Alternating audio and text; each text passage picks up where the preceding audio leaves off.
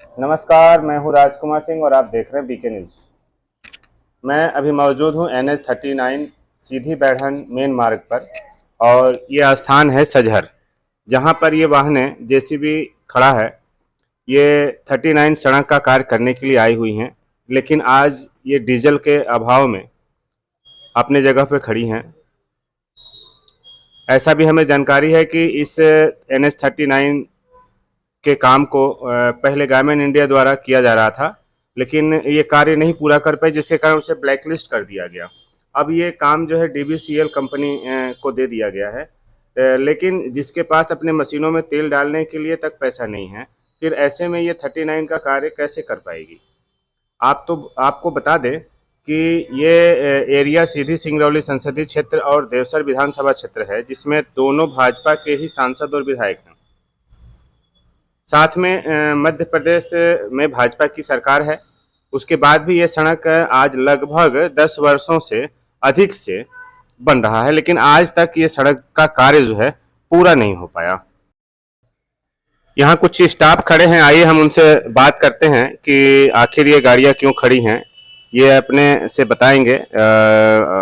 इन मशीनों के ऑपरेटर हैं या खलासी हैं। डीजल नहीं है। मतलब जो भी गाड़ियाँ खड़ी हैं उसमें डीजल नहीं है? नहीं, और कोई है यहाँ? कोई नहीं, दो लोग हैं हम लोग। हाँ? दो लोग। कौन है दूसरा? कौन है? बुलाना उनको। प्रिंस, यहाँ आ जा। तुम लोग क्या कर रहे हो यहाँ? हेल्पर ही कर रहे हैं। अच्छा, तो तुम लोगों को चौकीदारी के लिए लगा दिया गया है? दिन में रात में आएंगे गार्ड। ये कह रहे थे गाड़ियाँ क्यों खड़ी हैं ये सब? डीजल नहीं है सर। कब से? ये करीब 18 तारीख से। पिछले 18 अच्छा, पिछले 18 तारीख से जो है गाड़ियों में डीजल नहीं है, जिसके कारण खड़ी हैं। तो ठेकेदार नहीं आते बोलने की क्यों गाड़ियाँ डीजल ले लो, चालू करो? तो डीजल कंपनी में नहीं है तो कहाँ से देंगे इधर? तो कंपनी वालों से बात किया आप लोगों ने? हम लोग के बात करने से क्या होगा? उधर से जब भेजेंगे तब इधर आएगा। ये सब जो गाड़ियाँ, ये कंपनी गाड़ियाँ हैं? हाँ। कि प्राइवेट हैं? कंपनी की गाड़ियाँ हैं पूरी। TBCL हाँ, कंपनी की ये गाड़ियाँ हैं। हाँ, पूरी जो है। आप क्या हैं? हेल्पर हैं इसी में। क्या नाम है आपका? प्रिंस। प्रिंस। ये PC के हेल्पर हैं, प्रिंस, जिनसे मैं अभी बात कर रहा था। और ये गाड़ियाँ जो है खड़ी हैं, डीजल के अभाव में ये गाड़ियाँ खड़ी हैं। ये NH-39 पे मैं खड़ा हूँ। ये देखिए, एक सामने से एक बोलेरो जो है हिलोरे खाते हुए आ रही है, और कुछ वाहनें पहले भी और आगे भी मैंने देखा था। ये PC मशीनें यहाँ भी खड़ी हैं, और भी आगे मैं देखूँगा कहाँ कहाँ गाड़ियाँ खड़ी हैं। ये पूरी गाड़ियाँ जो है डीजल के अभाव में खड़ी हैं। सड़क पे मौजूद है संजय नामदेव जी। मैं इनसे जानना चाहता हूँ कि ये बताएं कि क्या लग रहा है आपको, ये सड़क कब तक बन पाएगा इस गति से, जैसे मशीनें खड़ी हैं और कोई काम हो नहीं रहा है यहाँ से लेकर के आगे तक जहाँ कि हम लोग आ रहे हैं। देखिए, सबसे बड़ी बात ये है, आपने देखा होगा कभी इसी बरसात में ये पूरी रोड जो है ऊपर से धसक गई थी, पूरी बंद हो गया था पूरा रास्ता। तो वैकल्पिक तौर पे इन्होंने मझगमा होकर के एक रास्ता चालू किया था, लेकिन वो भी क्या था कि प्रधानमंत्री सड़क बनी हुई थी और कम लोड 8 टन वाली, लेकिन उसमें सारे भारी वाहन जा रहे हैं। वो भी रोड पूरी तरीके से पूरी खराब हो चुकी है। जी जी। वैकल्पिक तौर पर अभी इन्होंने इस रास्ते को कुछ छोटी गाड़ियों के लिए खोला है, लेकिन ये गाड़ी आने जाने के लिए भी रास्ता सही से नहीं है। लेकिन अब समस्या ये है कि जिस तरीके से आप देख रहे हैं कि ये पहले गवर्नमेंट इंडिया ने काम लिया, गवर्नमेंट इंडिया ने टेक्नो यूनिक को काम दिया, वो भी ब्लैक लिस्ट हो गई, काम छोड़ के चली गई। CBCL को जब इन्होंने काम दिया, इसके बावजूद ये हालत है, आपके सामने देख रहे हैं, सारी मशीनें जहाँ तहाँ खड़ी हैं, सारा काम ठप है और CBCL के द्वारा भी काम नहीं किया जा रहा है। और आप देखेंगे कि ये नवंबर का महीना चल रहा है, दिसंबर, जनवरी, फरवरी, मार्च, अगर इस तरीके से काम चला तो मुझे नहीं लगता कि 2-3 सालों के अंदर ही ये सड़क फिर से चालू हो पाएगी और बहाल हो पाएगी।